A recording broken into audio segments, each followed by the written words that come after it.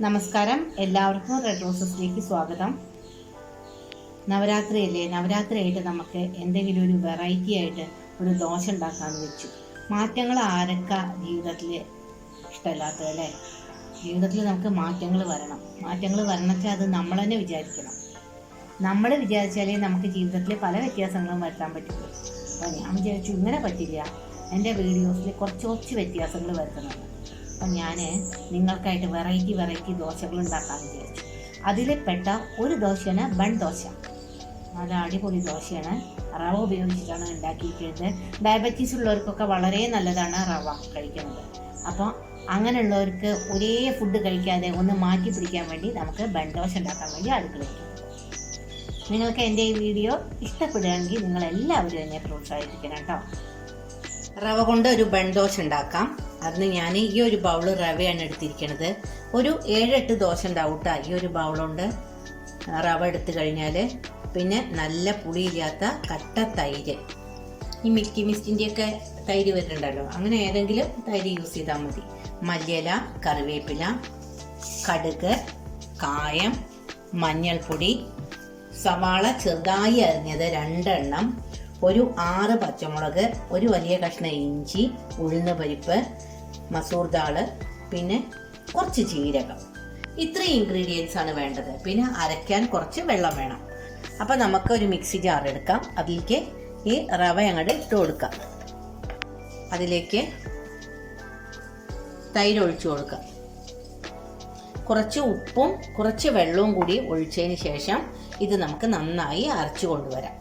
അപ്പോൾ കുറച്ച് ഉപ്പ് ഞാൻ ഇടട്ടെ. ഉപ്പ് അവരവരുടെ ആവശ്യത്തിന് ഇട്ടാൽ മതി. വെള്ളവും കൂടി കുറച്ച് ഒഴിക്കാം. ശരിക്കും ദോശയുടെ ബാറ്റർ പോലെ തന്നെ വേണം കേട്ടോ. ഇത്ര വെള്ളം ഒഴിച്ചാൽ മതി. ഇനി ഇത് നന്നായിട്ട് ഉപ്പിട്ടതിന് ശേഷം അരച്ചു കൊണ്ടുവരാം. അപ്പോൾ അരച്ചു കൊടുന്നു. ബാറ്റർ ഇവിടെ റെഡിയായി. ഈ ഒരു കൺസിസ്റ്റൻസി വേണ്ടു കേട്ടോ ബാറ്ററിന്. ഞാൻ കാണിച്ചു തരാം. നമ്മളുടെ ദോശയുടെയൊക്കെ അതേ കൺസിസ്റ്റൻസി ഉണ്ടോ.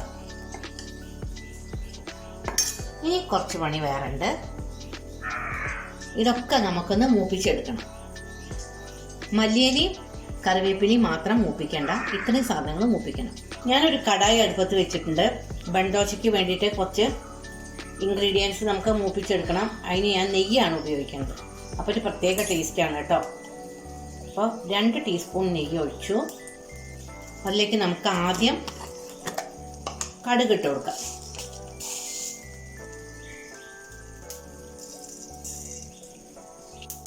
കടുക് പൊട്ടി. ഇനി നമുക്ക് ജീരകം ഇട്ട് കൊടുക്കാം.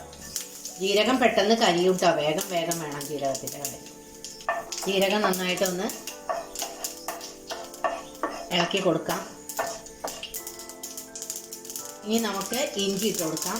ഇഞ്ചിയും പച്ചമുളകും ഒക്കെ പിന്നെ പെട്ടെന്ന് കാര്യം നടക്കും. ഒക്കെ ചെറുതായി അരിയണേ. ഇതുപോലെ തന്നെ അരിഞ്ഞോളൂ. നന്നായിട്ടൊന്ന് മൂക്കട്ടെ. ഇതിലേക്ക് നമുക്ക് മസൂർ ദാളും ഉഴുന്നുപരിപ്പും ഇട്ട് കൊടുക്കാം.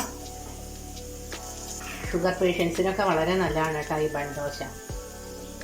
നെയ്യ് ഉപയോഗിക്കുമ്പോഴൊക്കെ ഒന്ന് കുറച്ചാൽ മതി, കൊളസ്ട്രോൾ ഉള്ളവരൊക്കെ ആണെങ്കിൽ. ഇത് നന്നായിട്ടൊന്ന് മൂക്കട്ടെ. അതിന് ശേഷം നമുക്ക് ഉള്ളി ഇട്ട് കൊടുക്കാം കേട്ടോ. ചില ആളുകൾ ഇതിൽ തേങ്ങ ഇടും, അതേപോലെ ക്യാരറ്റ് ഗ്രേറ്റ് ചെയ്തിടും. പക്ഷെ അതിന് ബൺ ദോശയുടെ യാതൊരു ടേസ്റ്റും കിട്ടില്ല. ക്യാരറ്റ് ഗ്രേറ്റ് ചെയ്തിട്ടാൽ വലിയ കുഴപ്പമില്ല. തേങ്ങ ഇട്ടാൽ അത് ബൺ ദോശയുടെ ടേസ്റ്റ് ഒന്നും കിട്ടില്ല. ഇതാണ് നോർത്ത് ഇന്ത്യൻസ് ഉണ്ടാക്കണ യഥാർത്ഥ ബൺ ദോശ. ഉഴുന്ന് പരിപ്പും മസൂർ ദാളും മുഴുവൻ മൂക്കാൻ നിൽക്കണ്ട. ഈ ഉള്ളി ഇട്ടാൽ പിന്നെ അത് മൂത്തോളും, അല്ലെങ്കിൽ അത് കരിഞ്ഞു പോകും കേട്ടോ. ഒരു നുള്ളു ഉപ്പ് നമുക്ക് ഇട്ട് കൊടുക്കാം. കാരണം എന്താ വെച്ചാൽ മാവ് അരച്ചതിൽ നമ്മൾ ഉപ്പ് ഇട്ടിട്ടുണ്ട്. ഇത് ഉള്ളി മൂക്കാൻ വേണ്ടിയിട്ടാണ് ഞാൻ ഉപ്പ് ഇടുന്നത് കേട്ടോ. ഇത് നന്നായിട്ടൊന്ന് മൂത്ത് വരട്ടെ. അപ്പോൾ നമ്മുടെ ഉള്ളിയും ഒക്കെ ഇത്ര ഫ്രൈ ആവണം. ഇനി നമുക്കിത് ഓഫ് ചെയ്യാം. നമ്മുടെ ബാറ്റർ കണ്ടോ, ഈ ഒരു പാകം മതി. ആദ്യ ബാറ്ററിലേക്ക് മല്ലിയിലയും കറിവേപ്പിലയും ഇട്ട് കൊടുക്കാം. ഒരു നുള്ളു കായം, അതിപ്പോൾ സ്പൂണൊന്നും വേണ്ട, അത്ര മതി കേട്ടോ. ഇത് നന്നായിട്ടൊന്ന് ഇളക്കാം.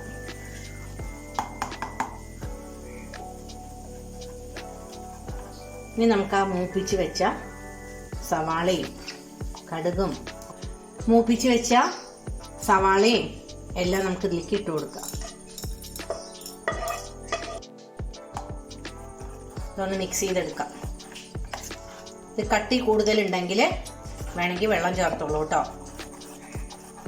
ഇതൊരു അരമണിക്കൂർ അതിനൊരു 15 മിനിറ്റ് ഒന്ന് റെസ്റ്റ് ചെയ്യാൻ വയ്ക്കാം. അതിൻ്റെ ആവശ്യമില്ല. കണ്ടോ ബാറ്റർ നോക്കൂ. വേണമെങ്കിൽ കുറച്ച് വെള്ളം ചേർക്കാറില്ല, അത്രയേ ഉള്ളൂ. ആദ്യം ഒന്ന് ഉണ്ടാക്കി നോക്കിയതിന് ശേഷം കട്ടി കൂടുതലാണെങ്കിൽ മാത്രം വെള്ളം ചേർത്താൽ മതി. അപ്പം ഞാൻ അതോടെ അടച്ചു വെക്കട്ടെ. അപ്പം നമ്മുടെ ബാറ്റർ അരമണിക്കൂർ റെസ്റ്റ് ചെയ്യാൻ വെച്ചു. റെഡി ആയിട്ടുണ്ട് ബാറ്റർ. ഇനി നമുക്ക് ഒരു പാൻ വെച്ചിട്ട് അതിലേക്ക് കുറച്ച് നെയ്യ് ഒഴിച്ചു കൊടുക്കാം. കുറച്ച് നെയ്യ് മതി കേട്ടോ. എല്ലാ ഭാഗത്തേക്കും ഒന്ന് സ്പ്രെഡ് ചെയ്യാം. അടിയിൽ പിടിക്കില്ല, നോൺ സ്റ്റിക്ക് ആയ കാരണം. എന്നാലും നമുക്ക് അങ്ങനെ ഒന്ന് ചെയ്യാം. കുറച്ച് ഫ്ലെയിം ഒന്ന് ലോ ഫ്ലെയിമിൽ വെച്ച് കൊടുക്കാം. കാരണം എന്താ വെച്ചാൽ അതിൻ്റെ ഉള്ളു വേവണ്ടേ. ഇത് ഒഴിച്ചു കൊടുക്കാം. ഒറ്റ കയ്യിൽ നിറച്ചൊഴിച്ചു കൊടുത്താൽ മതി.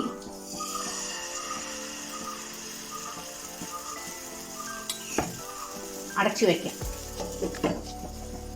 അപ്പോൾ നമ്മുടെ ദോശ നോക്കാം.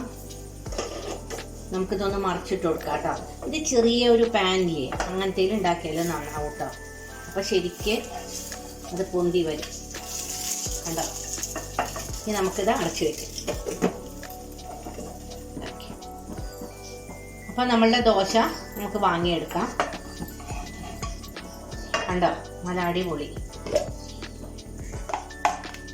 ഇനി അടുത്ത ദോശ ഒഴിച്ചു കൊടുക്കാം.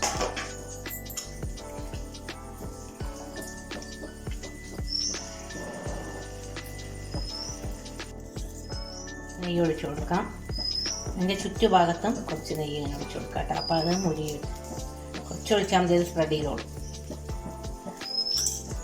അടച്ചു വയ്ക്കും.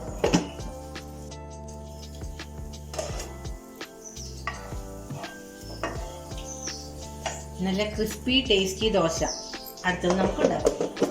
അങ്ങനെ എല്ലാ ദോശയും നമുക്ക് ഉണ്ടാക്കിയെടുക്കാം കേട്ടോ.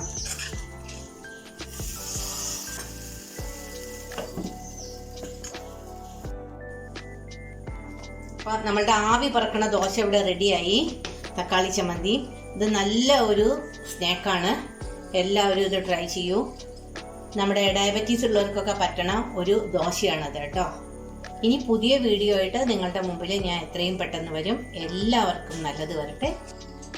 നിങ്ങൾക്ക് എൻ്റെ ഈ വീഡിയോ ഇഷ്ടപ്പെട്ടോ? നിങ്ങളുടെ പ്രോത്സാഹനം കൊണ്ടാണ് ഞാൻ ഇത്ര വരെ എത്തിയത്. എല്ലാവർക്കും നല്ലത് വരാൻ ഞാൻ ഗുരുവായൂരപ്പനോട് പ്രാർത്ഥിക്കുന്നു. എല്ലാവർക്കും അതുപോലെ ശുഭദിനം ആശംസിക്കുന്നു.